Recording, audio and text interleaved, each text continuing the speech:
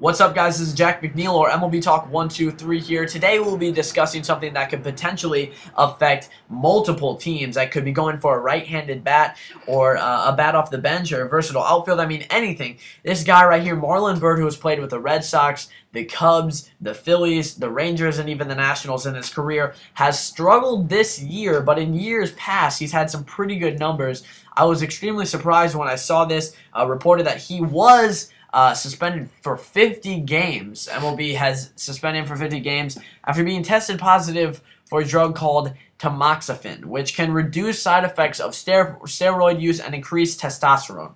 First of all, we'll talk about, what Byrd has done for the past few years, and we'll read what he has to say about it, and we'll look into that matter and how it could affect him going forward. But let's look at his numbers. I mean, this year he has not been good at all. When he played with the Cubs this year, in 13 games, he hit under 100. I mean, just couldn't figure it out this year. I respect him as a ball player. I think he's a great player. I think he plays the game well. I think he does fantastic defensively. I remember the All-Star game. He might have saved a run there. He made a great throw. I mean, he really is sound defensively, and he works hard every day, and he plays the game the right way. Offensively, couldn't really figure it out this year. He did hit 270 with the Red Sox, but they had to release him because they had to make room for Daisuke in the roster. Of course, they need pitching, overhitting at that point when they had guys like Cody Ross and other guys filling in the outfield, doing a pretty good job of it. But let's forget about this year. What did he do last year? In 2011, he only had 9 home runs. Of course, he only played almost 120 games.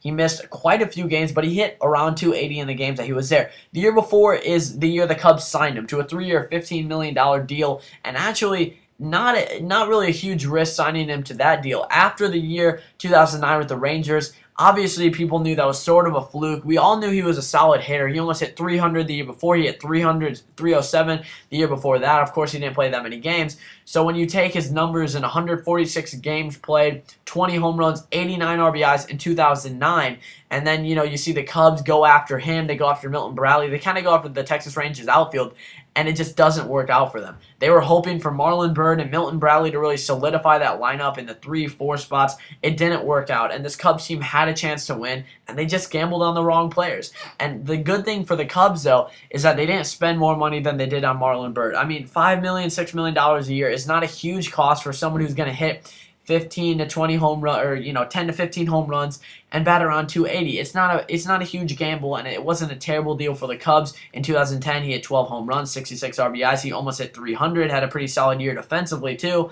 In 2011, he hit around 280, less power and less run production. Of course, he played in less games. So this guy is not a bad hitter. He was an all-star. He plays good defense, and it was just a matter of just struggling. He goes to Boston, and he actually doesn't hit that bad.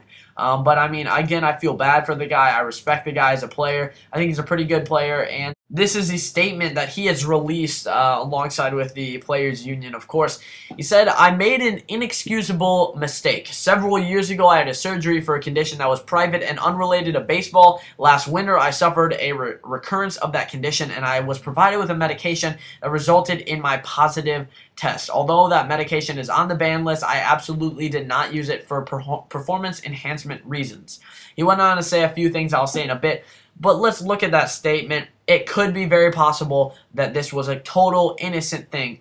But, I mean, are you really going to take something that you should know if it's on the MLB ban list or not? I mean, this day and age, you get tested for everything, and it's very easy to detect. He should have been more careful when he took this. It was absolutely careless for him to take something, whether he knew or not, if it could be ban-worthy or not. There's no reason for him to take this substance if you could get banned for it. And I think maybe he knew that, maybe he didn't. I assume that he knew that he would get banned if he took this drug. I mean, why would a professional baseball player who's protected by the unions, has an agent, take a medication for something not baseball related and not know whether he could get in trouble for taking it or not? I mean, it would be extreme carelessness for him to do that without knowing. And this is actually what he said: "I'm mortified by my carelessness, and I apologize to everyone who loves this game as I do. I will serve my suspension, continue to work hard, and hope that I'm given an opportunity to help a club win later this season." He really could help a club win this later this season. could be a playoff run, and he might get hot. I would expect he'd work extremely hard. But very interesting here. I'm reading from the New York Times. It says in '09, Byrd admitted using supplements provided by Victor Conte, the founder of the Bay Area Laboratory Cooperative, which is BALCO. And that was the center of his scandal involving performance-enhancing drugs with people like Marion Jones, Olympic sprinter, and Barry Bonds. Conte, the dude who he admitted getting the supplements from, pleaded guilty to steroid distribution in 2005 and served 4 months in jail. So, it makes you think a little bit differently about, Marlon Byrd. He could have been doing this, obviously, intentionally. I don't want to just point my fingers out there and make claims. But this is something that he could have been doing to raise testosterone and other things like that. He should obviously know if it's on the ban list. So he was taking the risk, but with all the testing, he's got to be dumb to think he's not going to get caught out at some point. But he learned his lesson. Obviously, I hope he wasn't doing it on purpose, but he very well could have. Hopefully he can get back, work hard, and maybe get on a team very soon. Yeah, I really wish this whole thing would stop with all these suspensions. Players need to learn their lesson. Alright, so thank you for watching, guys. Let me talk 1, 2, 3 here, Jack McNeil. And I'm thinking about making another show, MLB All Access, or enjoy my one that I have right now, Birds and Bears, talking about centered around the Cardinals and Cubs. We're going to have some players being interviewed soon, so please subscribe, comment, rate, whatever you want. Thanks for watching again. MLB Talk 1, 2, 3.